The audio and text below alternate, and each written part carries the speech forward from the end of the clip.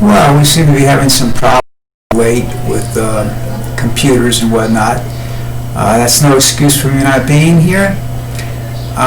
Listen, I'm looking out to try and get this to go live, to be able to do this live. I guess maybe a weekly basis to start off with, and I have to figure out a time when there might be somebody actually wanting to listen to what I have to say.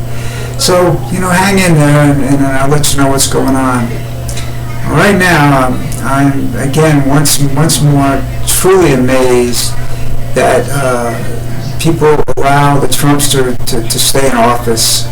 He has absolutely no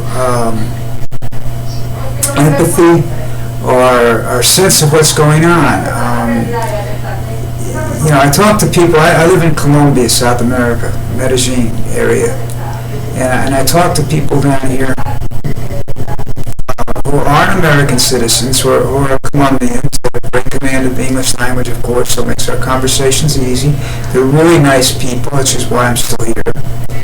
And they asked me about they say, how did you guys get this guy to be president? He said, we have some bad people as president, but she said, we know what we're getting. I said, you people seem to be surprised by this. And I said, well, I really don't know.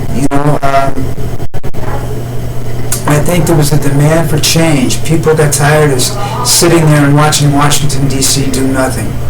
And so they wanted a change, sometimes somebody to come in and shake things up. I don't think they expected this, and unfortunately he's got a lot of supporters. Most of them are white nationalists, and he's got fascist leanings. He's got communist leanings. Nobody, he leans everywhere except towards democracy. He's an autocrat, he believes that his business sense got him there. And I was watching this thing today on CNN, which was an interview from over the weekend, where he absolutely says that he's right and everybody else is wrong. He's the only one that knows what's going on. He's the only one that's right in the room. And how people can sit there and not demand that this man be removed from office is just, it's flabbergasting. I just don't understand it. With what he's doing now, we call distraction politics. When he's doing all of this stuff, people are bitching and moaning about him, and they're quoting him saying that you shouldn't wear masks or this, that, or the other thing.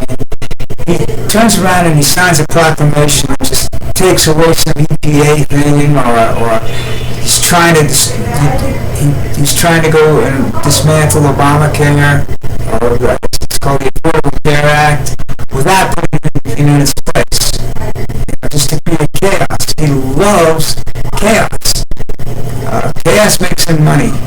While everybody's looking here, he's stealing from over there. And he's done that his whole career. He makes this chaotic thing that he's doing. I actually believe that he might want the virus to hang around until November election, so that he can use that to discourage voting. Because if there's a large turnout of voters, he will lose. If it's a moderate to small to a moderate to somewhat small turnout, he'll win, because his people are crazy. His people will climb over their dead mothers to vote. They might even get their dead mothers to vote. But I do know, and people were talking to me, that the people down here do think he's going to be reelected, and they're scared because they don't trust him in the world. They think he's going to do something really crazy and start World War III, which is possible. I don't know. As much as I'm familiar with politics, I think he needs a little bit more than his say-so to start World War III, but he could probably come damn close to doing it. There's some fanatics in the military, and there's fanatics in the Republican Party that might just go along with him,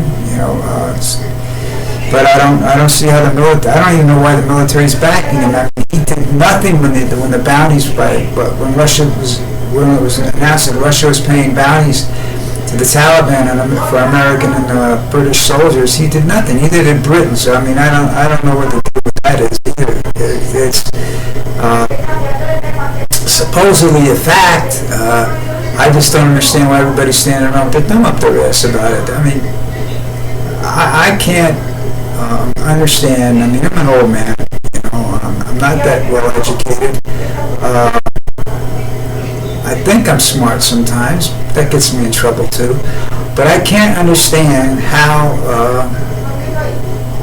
people sit around and listen to him and then, you know, want to show up at his rallies and sit there and from what I understand, they pay a lot of people to show up in these rallies. These people that sit behind him, because the last one in Tulsa, I looked and I saw people that I recognized from a previous rally in another state, someplace in the Midwest, I think it was, from last year, from 2016, I think it was. And I'm going, this guy's paying people to be there. And I said, that's like, you know, that's like what the Beatles did. They paid these girls to sit up front and scream their lungs out, and, you know, until it became a thing, until they actually became that popular. You know, I don't know. You know, I'm sitting here in front of my computer, leaning back in my chair, yawning, trying to figure out why he's still president. I'm not surprised at the racism that has come up front. I mean, America's always been a racist country. I mean, people don't realize, you know, that we're around for segregation, that busing still goes on in cities like Boston. You know, and that was a big issue back not that far back, 70s. You know, I mean, when you look at time, you know, you talk about 30 years ago. 30 years ago isn't a long time anymore. It's only a long time if you're looking at the advancements in terms of technology, but in terms of the human relations, that's not a long time at all. Nothing's really changed, you know, and maybe that's what the people meant when they said they want to change and that Trump would change it. I don't know why he got elected saying, let's make America great again. I thought America was pretty great. I don't think it's pretty great right now, and even to everybody down here. From what I understand, talking to some people that have been to Europe before the COVID virus thing came up. He's not well respected. We're not well respected. If you remember, after World War II, Americans had an attitude in Europe, you know, because we, especially in France and whatnot, because we won the war, and, you know, we expected to be treated as heroes because we were Americans, and the term "ugly American" was coined, and I think it's back now. I think we are the ugly Americans. People don't want to deal with us anymore. I mean, they deal with us from a monetary point of view, basically because they have to, but from trusting us to do something, no, I don't think they trust us anymore.